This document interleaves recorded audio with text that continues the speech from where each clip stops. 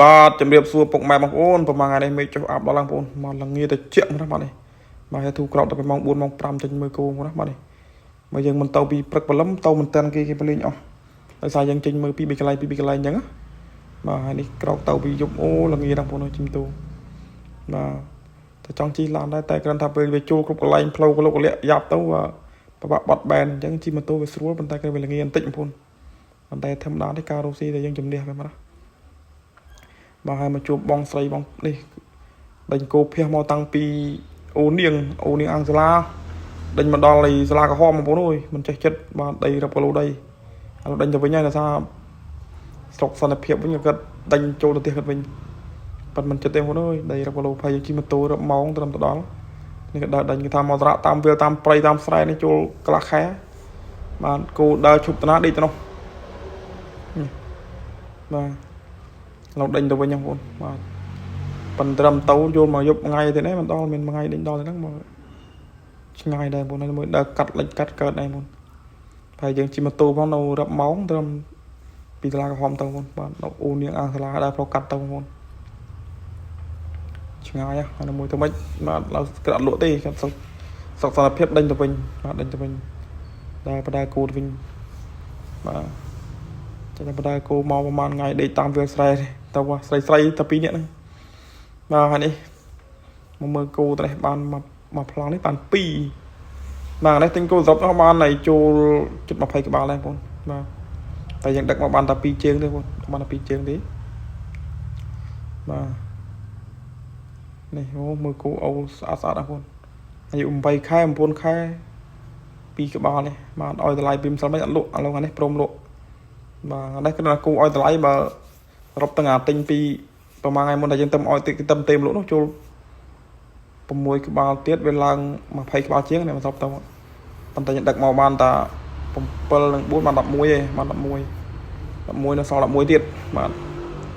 គោនៅខាងត្រាក់ថ្មីនោះឲ្យតម្លៃ2ថ្ងៃទៅទេមកលក់បាទអញ្ចឹងភាទូឲ្យតម្លៃបងប្អូនជ្រេមើលសិនទៅបើថាគេហ៊ានលើខ្ញុំលក់គេតែគេមិនហ៊ានទេវិញឥឡូវទេវិញហ៎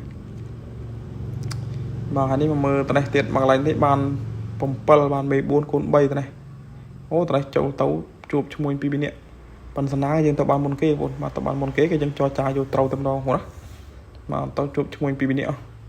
ស្រមកណាំមក3នាក់ជួបគ្នា3នាក់តែគ្រាន់តែទូទៅតមិនប្រឡេងទេបងតយកតែម្ដងបាទបានមេ4នេះមេ4คูณ3បាទចឹងសម្រាប់ពុកម៉ែបងប្អូនត្រូវការលក់គោបងប្អូនណាបាទតាក់ទងមកលេខហេតុមកខលមកក៏បានឆាតមកក៏បានសម្រាប់បងប្អូនអ្នកខេត្តបន្ទាយមានជ័យណាបាទអ្នកខេត្តបន្ទាយមានជ័យបាទតាក់ទងមកម្លេះគោគាត់ពីបេម្ចាស់រួមគ្នាបាទដេញមកពីខាងឯនេះសរងរំបាទដេញមកនៅនឹងសភីបាទទេបងប្អូនរួមគ្នាគោ3 4នាក់បាទបន្ទាប់មកទៀតមកមើលតនេះបាន5ក្បាលទៀតបងប្អូនបាទគេណាត់ខ្ញុំ2ថ្ងៃហើយបាទតំបានតើមើលបានមេកូនមួយឈុតមេចឡាង2និងកូនឈ្មោល1បាទចឹងបាន5ក្បាលទៀត